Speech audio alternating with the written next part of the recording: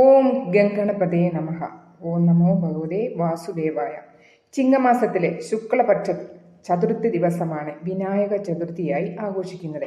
ഈ വീഡിയോയിലൂടെ ചതുർത്ഥി വ്രതം എങ്ങനെ എടുക്കാമെന്നും ചതുർത്ഥി ദിവസം ചൊല്ലേണ്ട മന്ത്രങ്ങൾ ഏതെന്നും പൂജാ മുഹൂർത്തം, പിന്നെ പൂജാ നിവേദ്യങ്ങൾ, അങ്ങനെ എല്ലാ കാര്യങ്ങളും ഉൾപ്പെടുത്തുന്നുണ്ട്. അപ്പോൾ വീഡിയോ എൻഡ് വരെ എല്ലാവരും കാണാൻ ശ്രമിക്കണം. ഗണേശ് ചതുർത്ഥി ദിനത്തിൽ പാർവതി ദേവിയുടെയും ശിവഭഗവാന്റെയും പുത്രനായ ഗണേഷ് ജനിച്ചുവെന്നാണ് വിശ്വാസം. സർവവിഘ്ന നിവാരണവും ഐശ്വര്യവും പ്രദാനം ചെയ്യുന്ന വ്രതമാണ് വിനായക ചതുർത്ഥി വ്രതം. കേതുദശയുടെ ദുരിതങ്ങൾ അകറ്റുന്നതിന് ചതുർത്ഥി നാളുകൾ തോറും ഗണപതി ഹോമം നടത്തുന്നതും വളരെ ഉത്തമം തന്നെയാണ്. ചതുർത്ഥി ദിവസം, അതായത് സെപ്റ്റംബർ 7-ാം തീയതി രാവിലെ ബ്രഹ്മമുഹൂർത്തത്തിൽ തന്നെ ഉണർന്ന് സ്നാനാദി കർമ്മങ്ങൾ നടത്തിയ ശേഷം നിങ്ങൾക്ക് പൂജ ചെയ്യാവുന്നതാണ്. ചതുർത്ഥി നാളിൽ കുളിച്ചതിന് ശേഷം റെഡ് കളറോ യെല്ലോ കളറോ ഉള്ള ഡ്രസ്സ് ഇടുന്നതും വളരെ നല്ലതായിരിക്കും. അപ്പം ദിവസം മുഴുവൻ ഗണപതി മന്ത്രങ്ങൾ ജപിക്കുക. ഗണപതി മന്ത്രങ്ങൾ ഞാൻ ലാസ്റ്റ് സ്ക്രീനിൽ എഴുതി കാണിക്കുന്നുണ്ട്. അപ്പോൾ എൻഡ് വരെ എല്ലാവരും ഇരിക്കണം.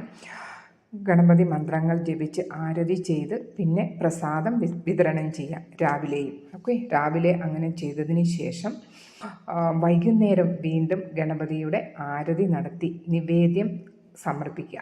ഇതിന് ശേഷം പാരണ ചെയ്യാവുന്നതാണ്. അത് വ്രതം എടുക്കേണ്ടത് ശനിയാഴ്ചയാണ്. അപ്പോൾ സെപ്റ്റംബർ 7-ാം തീയതി ശനിയാഴ്ചയാണ് നിങ്ങൾ വ്രതം എടുക്കേണ്ടത്. അപ്പോൾ പകൽ മുഴുവൻ നിരാഹാരം അനുഷ്ഠിച്ച് ഗണേശ കീർത്തനങ്ങൾ ജപിക്കേണ്ടതാണ്. അതുപോലെ തന്നെ ഇപ്പോൾ പാരണ വൈകിട്ടും വീണ്ടും നിങ്ങൾക്ക് ആരതി നടത്തിയതിന് ശേഷം നിവേദ്യം അർപ്പിച്ച് നിങ്ങൾക്ക് പാരണ ചെയ്യാവുന്നതാണ്. അപ്പോൾ നിവേദ്യങ്ങൾ ഏതൊക്കെയാണെന്ന് പറഞ്ഞാൽ ഗണപതിക്ക് ഏറ്റവും ഇഷ്ടമുള്ള മോദകം, ഉണ്ണിയപ്പം തുടങ്ങിയ നിവേദ്യങ്ങൾ നിങ്ങൾക്ക് അർപ്പിക്കാവുന്നതാണ്. മോദകം എന്ന് പറയുന്നത് നമ്മുടെ നാട്ടിലെ കോഴിക്കോട്ട പോലെയുള്ള സാധനം. അത് നിങ്ങൾക്ക് ഉണ്ടാക്കി അന്ന് ഗണപതി ഭഗവാനെ സമർപ്പിക്കാവുന്നതാണ്. അതുപോലെ തന്നെ അന്നത്തെ ദിവസം നെയ് വിളക്ക് സമർപ്പിക്കുവാൻ മറക്കരുത്. അഷ്ടമി ദിവസം, അതായത് 7-ാം തീയതി ശനിയാഴ്ച പൂജ ചെയ്യേണ്ട ശുഭമുഹൂർത്തം എന്ന് പറയുന്നത് രാവിലെ 11:10 മുതൽ 1:39 വരെയാണ്. അപ്പോൾ ഈ ശുഭമുഹൂർത്തം എല്ലാവരും തെറ്റിക്കാതെ പൂജ ചെയ്യുവാൻ നോക്കണം. അപ്പം പൂജ ചെയ്തതിന് ശേഷം നിങ്ങൾക്ക് ഈ സ്ക്രീനിൽ കാണുന്ന കൂട്ടുള്ള ഈ മന്ത്രങ്ങൾ നിങ്ങൾക്ക് പകൽ മുഴുവൻ ജപിക്കാവുന്നതാണ്. ഓം ഗം ഗണപതിയെ നമോ നമഃ, ഓം ശ്രീ സിദ്ധി വിനായക നമോ നമഃ, അഷ്ടവിനായക നമോ നമഃ, ഗണപതി ബപ്പ മോരിയ. അപ്പോൾ ഈ മന്ത്രങ്ങൾ നിങ്ങൾക്ക് അന്നത്തെ ദിവസം പകൽ എപ്പോഴാണേലും നിങ്ങൾക്ക് ചൊല്ലാവുന്നതാണ്. അങ്ങനെ ഈ മന്ത്രങ്ങളെല്ലാം ചൊല്ലി ഭഗവാന് നിവേദ്യങ്ങളൊക്കെ അർപ്പിച്ച് ആരതിയെല്ലാം ചെയ്ത് അതുപോലെ തന്നെ നിവേദ്യം എന്നിട്ട് പ്രസാദം നിങ്ങൾക്ക് എല്ലാവർക്കും വിതരണം ചെയ്യാവുന്നതാണ്. അതുപോലെ തന്നെ വൈകിട്ടും മന്ത്രങ്ങളൊക്കെ ചൊല്ലി ആരതി ഒഴിഞ്ഞ് നിവേദ്യങ്ങളൊക്കെ അർപ്പിച്ചതിന് ശേഷം നിങ്ങൾക്ക് പ്രസാദം വിതരണം ചെയ്തതിന് ശേഷം നിങ്ങൾക്ക് പാരണ വീടാവുന്നതാണ്. ഈ കാര്യങ്ങൾ നിങ്ങൾക്ക് ശ്രദ്ധിക്കണം. പിന്നെ ചതുർത്ഥി ദിവസം ചെയ്യാൻ പറ്റത്തില്ലാത്ത ഒരു കാര്യമുണ്ട്. അത് തീർച്ചയായിട്ടും നിങ്ങൾ എല്ലാവരും അത് പാലിക്കണം. ഇപ്പോൾ വിനായക ചതുർത്ഥി ദിവസം ചന്ദ്രനെ ദർശിക്കരുത് എന്നാണ് വിശ്വാസം.